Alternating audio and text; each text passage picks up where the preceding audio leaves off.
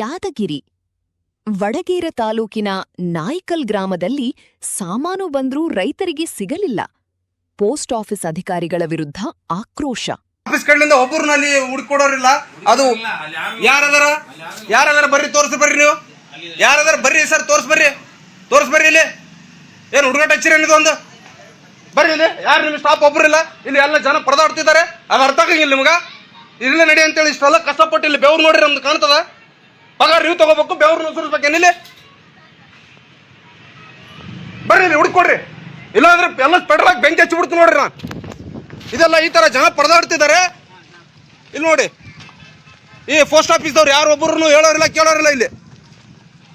ಈ ತರ ಬರೀ ಡಾಕ್ಯುಮೆಂಟ್ ತಗೊಳಕ್ ಅಷ್ಟೇ ಬೇಕೇನು ಇವರು. ಎಲ್ಲ ಊರ್ದು ಕಲಿಸ್ಬಿಟ್ಟು ಇದೆಲ್ಲ ಹಾಕ್ಬಿಟ್ಟು ಎಲ್ಲ ಸಾಮಾನ್ಯ ಜನರಿಗೆ ತೊಂದರೆ ಕೊಡ್ತಿದ್ದಾರೆ ಇವರು.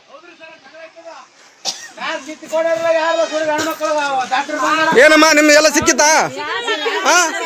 ಯಾರು ಇದಾರ ಹುಡುಕಿ ಕೊಡೋರು?